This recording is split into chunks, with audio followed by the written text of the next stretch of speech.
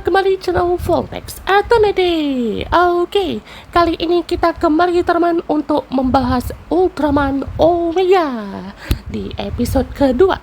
Jadi pastinya series Ultraman Omega di episode 1 itu sangatlah wow, pembukaan yang sangat menarik ya, dan juga fresh karena kita dihadirkan dengan Ultraman yang amnesia ya teman ya.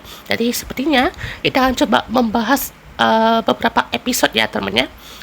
Tapi kalau kayak Ultraman Arc-nya itu juga ada episode yang nggak penting ya kan ya.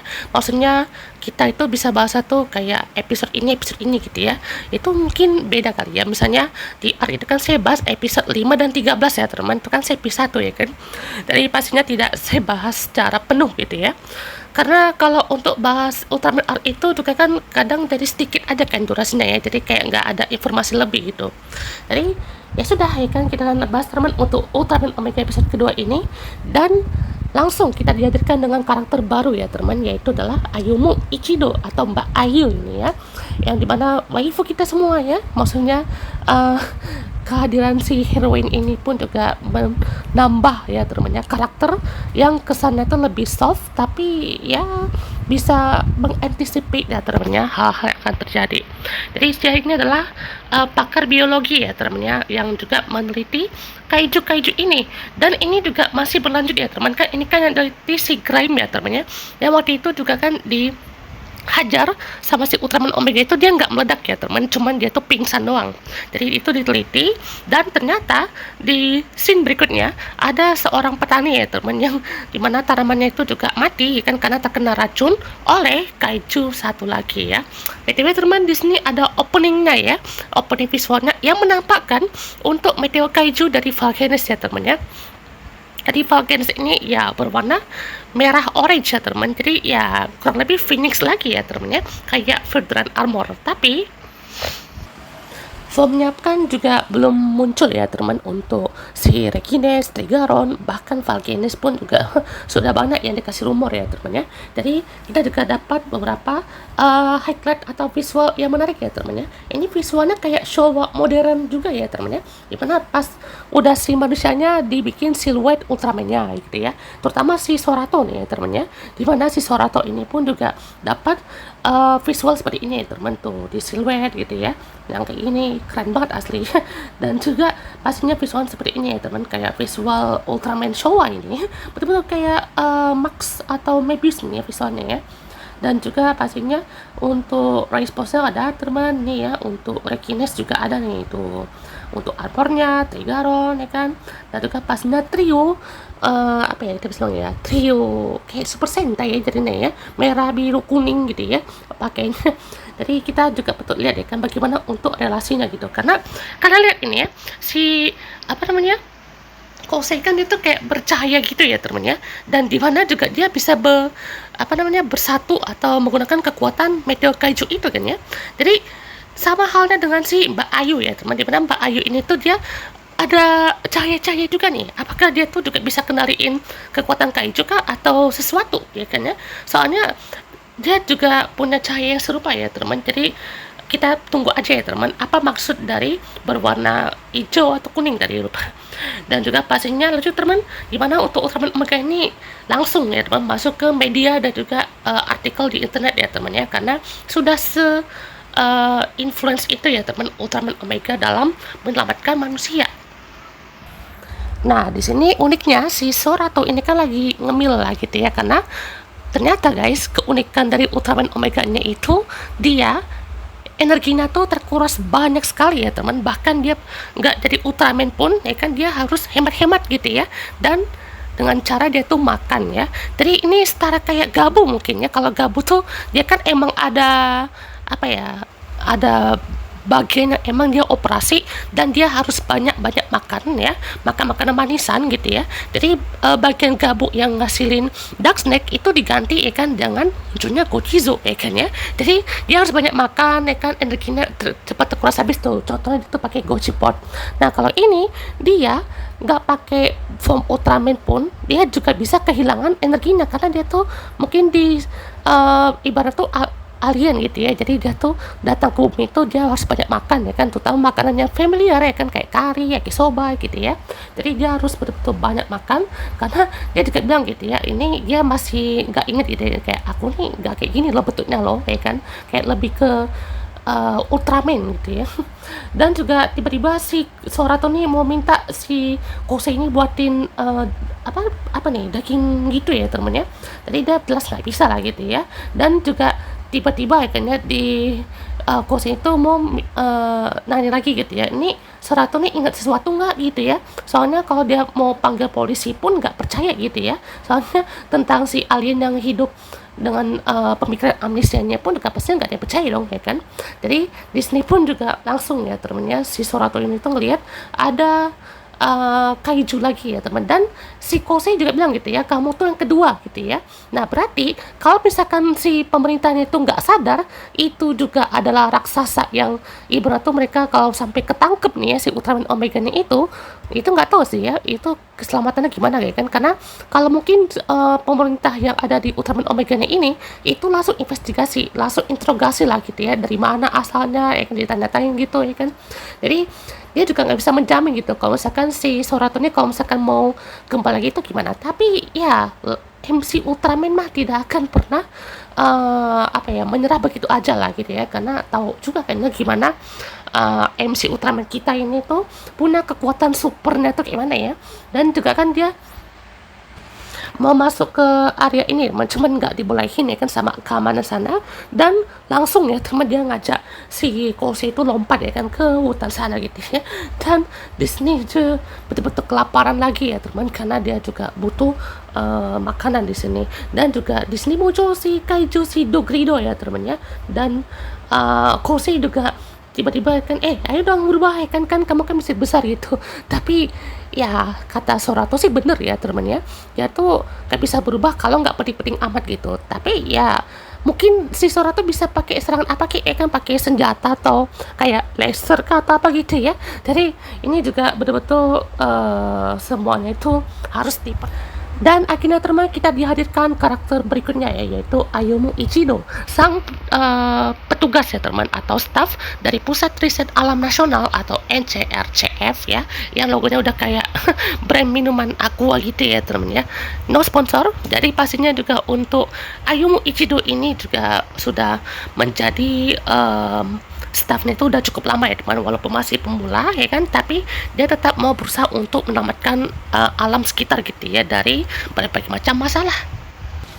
Jadi si Sorato ini kan lagi ngemil gitu ya, ini ibaratnya punya si Mbak Ayu nih kayaknya, tapi katanya nggak enak gitu ya, tapi langsung aja diinterupsi gitu ya. Dan juga dia tuh bagian dari tim investigasi ya temennya. Jadi si Kose ini pun juga lah yang memberikan nama si Sorato Okida ini kan ya. Jadi bukan sekedar kayak dia jatuh dari langit ya teman, tapi dia tuh membesar ya, kayak kita gitu ya, Okida. Dan juga mungkin datang gitu ya, kayak datang dan menjadi besar gitu ya.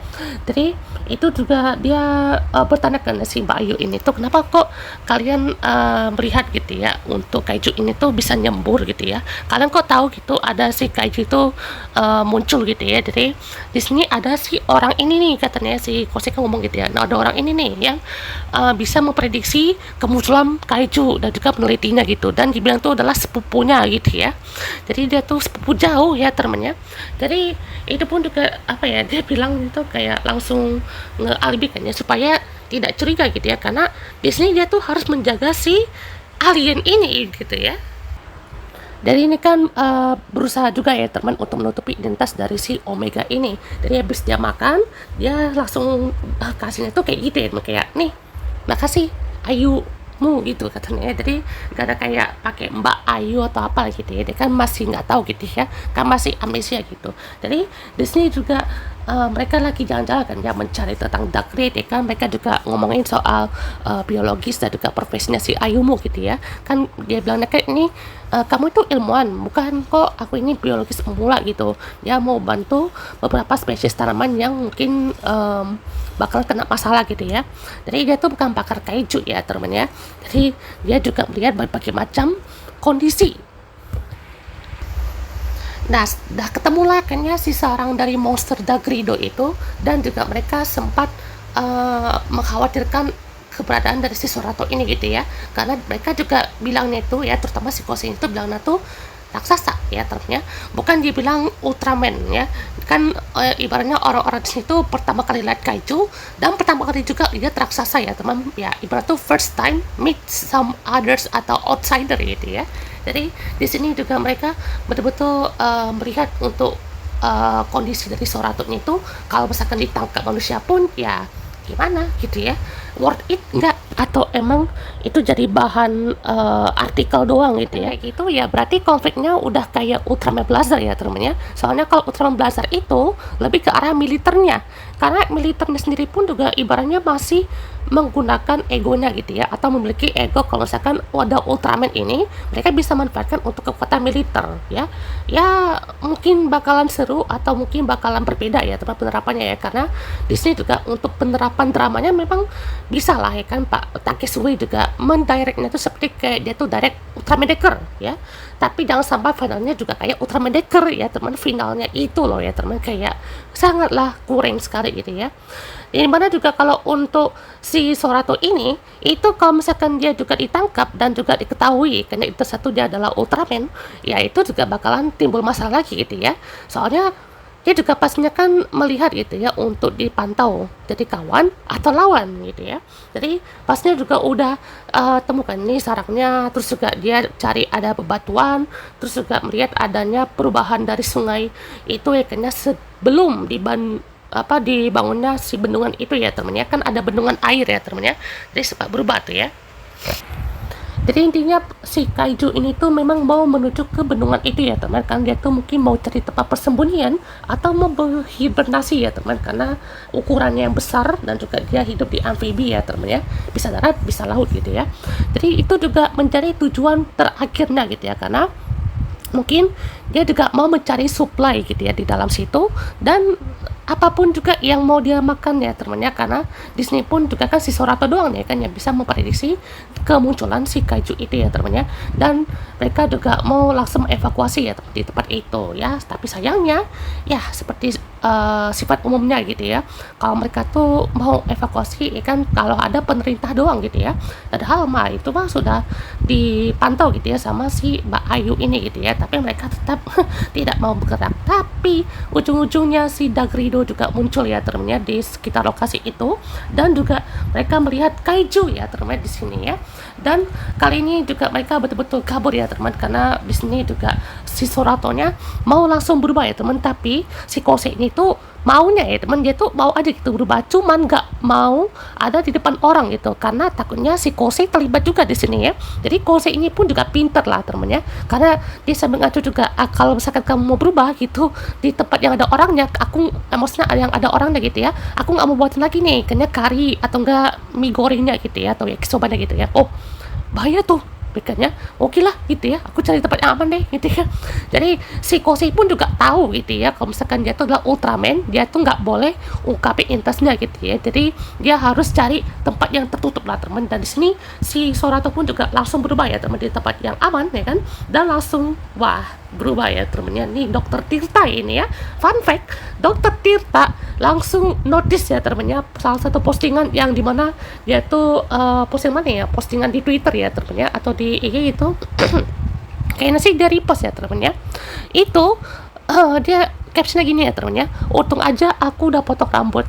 Itu betul-betul salah satu momen yang kayak wah ternyata Dokter Tirta ya sampai ngelihat ya temennya untuk kembarannya di sini gitu ya.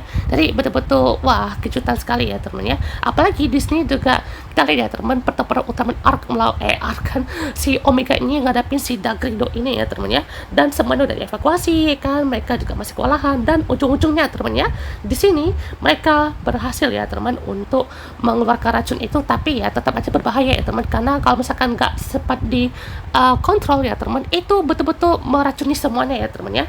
Dan juga sempat terkena si slashnya dari si Omega, langsung bertaburan ya teman ya untuk racunnya itu.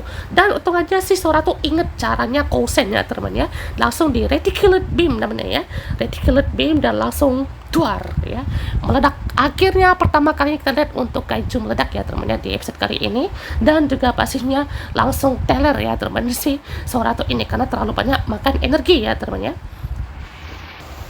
Jadi episode 2 Ultraman Omega berakhir ya teman ya, kan juga ini menjadi konklusi yang cukup menarik ya teman ya. Kita juga bisa lihat untuk Mbak Ayu bisa tersenyum lebar di sini ya melihat interaksi si Kosei dari Sorato ya teman ya. Dan jujur pas melihat di presscon itu wah soft spoken sekali ya teman ya.